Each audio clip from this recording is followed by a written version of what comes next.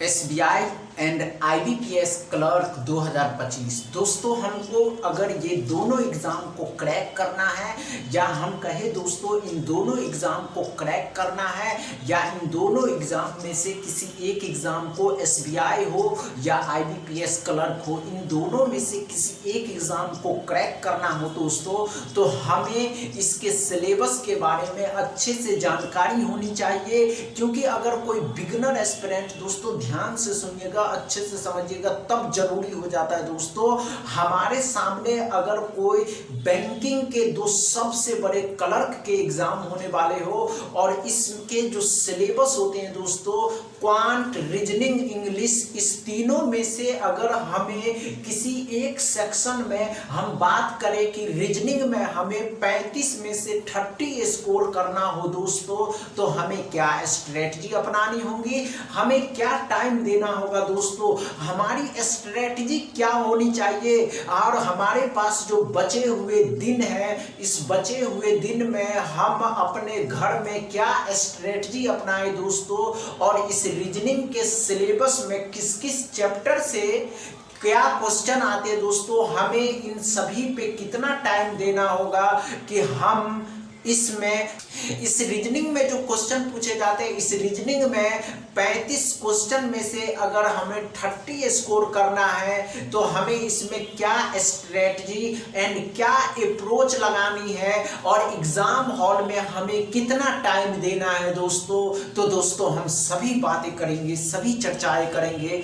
जब तक आप इस वीडियो को शेयर करिए, लाइक करिए, चैनल को सब्सक्राइब कर लीजिए और हमारे साथ बने रहिए। आज के इस क्लास में जो आप उपस्थित हुए हैं दोस्तों, ये बात जानने के लिए, ये समझने के लिए दोस्तों, अच्छे से समझेंगे कि ये SBI एंड IBPS क्लर्क 2025 दोस्तों, इसमें जो रीजनिंग के सिलेबस होते हैं, इस रीजनिंग के सिलेबस में ध्यान से देखिएगा, जहां अगर हमको 30 स्कोर करना 35 में से, तो हमें इसमें क्या टाइम देना है दोस्तों, हमें इसमें क्या टाइम देना है, हमें क्या स्ट्रेटजी अपनानी है दोस्तों, हमें क्या स्ट्रेटजी अपनानी है। तो ध्यान से देखिएगा, पहले इसमें जो क्वेश्चन पूछे जाते हैं, क्या पूछेंगे दोस्तों, लॉजिकल रीजनिंग पूछे जाएंगे, अल्फाबेट नॉमेरिकल सीरीज पूछे जाएंगे, अल्फा नॉमेरिकल सीरीज पूछे जाएंगे, ranking, direction and alphabet test पूछे जाते हैं दोस्तों, डेटा सफिशिएंसी,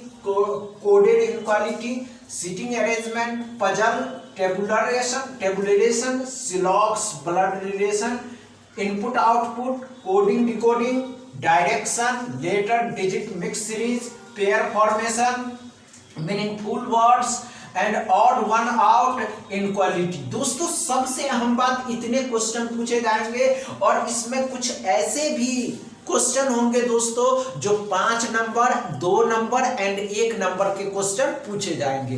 अगर दोस्तों कोई प्रीवियस ईयर जो एस्पिरेंट सिलेक्शन लिया है 2024, 2023 में सिलेक्शन लिया है, उन्होंने सबसे अधिक टाइम, सबसे अधिक फोकस किस पे किया, तो ध्यान से देखिएगा, सबसे आपका मेन होगा टॉपिक पजल दोस्तों, इस पजल पे अधिक टाइम देना। मान के चलिए दोस्तों, अगर पजल 3 पूछे जाते हैं तो इस 3 में से 15 क्वेश्चन सॉल्व आएंगे, 15 नंबर के आएंगे। अब 15 नंबर तो आपको यहां आ जाएंगे, ध्यान से देखते चलिएगा दोस्तों, समझ में आ गए। अब ध्यान से देखिए, हमने क्या कहा दोस्तों, इसमें एक आता है इनक्वालिटी सॉल्व करना आसान होता है। मान के चलिए इनक्वालिटी 3 आ गया तो 15 और 3 कितना हो गया दोस्तों, 18 आ गया। अब ध्यान से देखिएगा दोस्तों, इसमें एक और आता है दोस्तों जिसको हम लोग कहते हैं सिलॉक्स।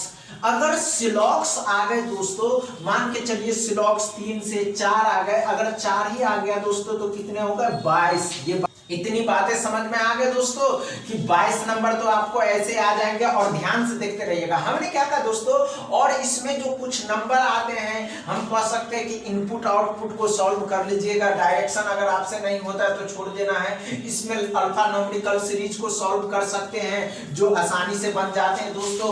और क्या कह सकते हैं, डेटा सीक्वेंस से आएगा नहीं, आप क्या कर सकते हैं, सिटिंग अरेंजमेंट अगर आसान हो तो इसको सॉल्व कर लीजिएगा दोस्तों। आप इसी स्ट्रेटजी को को फॉलो करिएगा तो आपका सिलेक्शन कोई नहीं रोकेगा। आपको सिलेक्शन देने से, आपको इन दोनों एग्जाम को क्रैक करने से, अच्छा खासा नंबर परफॉर्मेंस करने से कोई नहीं रोक सकता है। तो दोस्तों बेस्ट ऑफ लक, जाइए अच्छे से इस एग्जाम को तैयारी करिए और इस एग्जाम को दीजिए। बस इतना ही दोस्तों। वीडियो अच्छा लगे तो शेयर करिएगा, लाइक करिएगा, चैनल को सब्सक्राइब कर लीजिएगा। थैंक यू दोस्तों।